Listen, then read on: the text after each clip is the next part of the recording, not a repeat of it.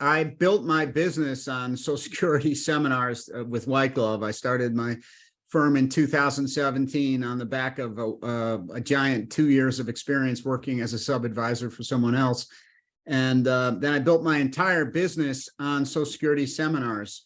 However, at the last Host University that I attended, Dean really talked a lot about the success people were having with estate planning seminars. And, I just could not visualize, how do I do that? I'm going to have to talk about all these different types of trusts. And there's all this knowledge that I don't have that I'm going to need to use in those seminars. And then I'm going to be selling a service, wills and trusts, that are not a part of my business. But after listening to him at Host University, I realized that it could be different from that. And I signed up to do an estate planning event, my first one. And I literally was so completely busy for weeks up to it that the day before I was supposed to do it, at 8 in the morning, I had a call with Dean because I had no presentation and no idea what I was going to say. And Dean spent about an hour or 45 minutes with me talking through how these other advisors are doing estate planning, and that you're really not talking about the documents. What you're talking about is the strategies.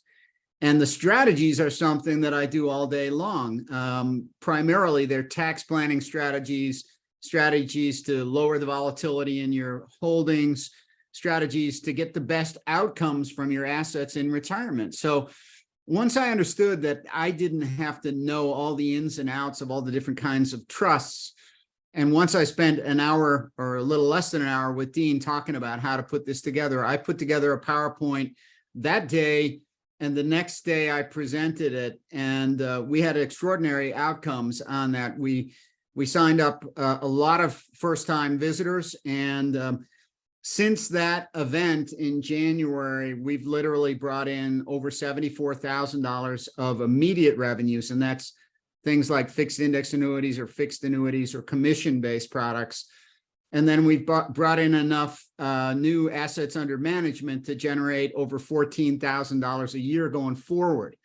So the event turned out to be very different than what I expected when I was first looking at it. And the transition from Social Security was a lot easier than I thought.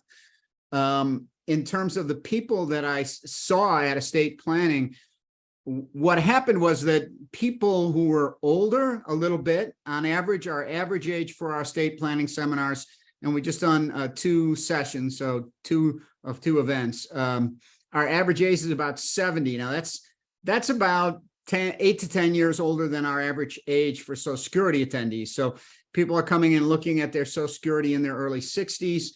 The average age for our estate planning events have been 70 right now.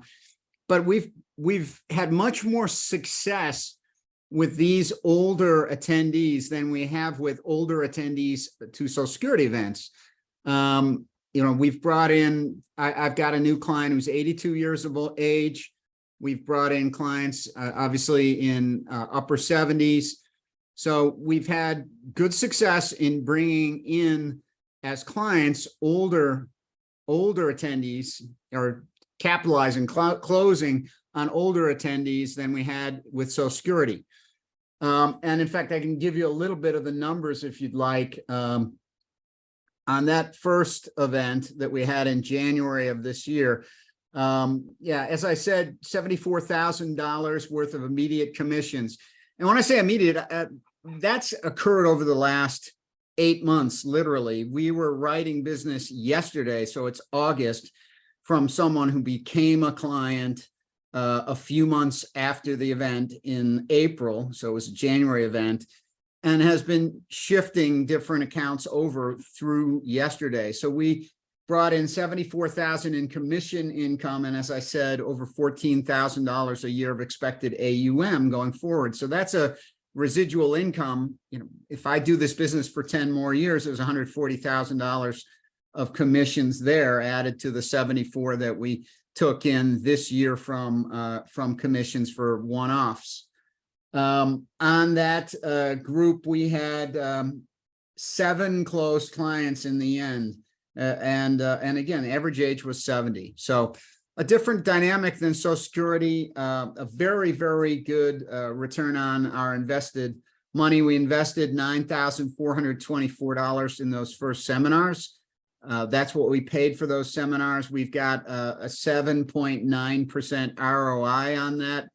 And that ROI is focused exclusively on commissions that came in this year. So the $74,000. It doesn't take into effect that we're going to get, more than $14,000 a year in assets under management income as well going forward, as long as we're managing those accounts. So let's talk about some advisor math. And I'm going to be looking over here for a minute because I've got stats over here on my left. But we have averaged 23 seminars a year since I started with White Glove. And I started in 2017. So we've done 23 seminars a year. We've spent $53,000 a year on marketing through White Glove. So we've spent $53,000 a year on seminars. From that, we've averaged about 289 attendees a year. 145 of those have become first appointments or signed up, booked first appointments. Of those, 50% that is 50% of the attendees have booked for first appointments. Of the first appointments we've booked, 84% have shown up for those appointments. 68% have come for second appointments. I want to point out that there are plenty in there where we did not opt to invite them back for a second appointment. I think that number could easily be 80 or 90 if we were bringing people back where we saw no potential. We don't bring back people if we see that there's no fit or no potential. If we don't, and some of the people come in, I just don't like them. It's nothing wrong with them. I just don't have a connection. So 68% there. And then 41% of those people became clients on average through all of our history since 2017 through the end of 2022. Obviously, the numbers got better through time. That first year in 2017, I started the firm in March. So there was 9 months. And that year I brought in a total of about $4.6 million in AUM and fixed index annuity business. In 2021, sorry, I brought in $57 million in AUM and fixed index annuities. My staff is me and 2 people. So we put the brakes on after 2021. And by design in 2022, we did about 36 million in total assets under management and fixed index annuity business. We're on track this year right now to do about 40 million. And that's where we want to stay. Again, with just 3 of us, that keeps us plenty busy. Throughout this time from 2017 on up through now, we've maintained an ROI that was above 8 on our return on the investment on the money we've invested in these seminars with White Glove. Now that doesn't count referrals because I sort of count referrals as a different source of business. But if you look at it, since the only marketing I've ever done is through White Glove, I mean, it's been the only marketing we've done for the firm. On some level, the referrals have come from people we brought on from White Glove. So really, it's a bit deceiving to say that the ROI was only 8, because every dollar of what we've brought in has come directly or indirectly through a referral from a White Glove client.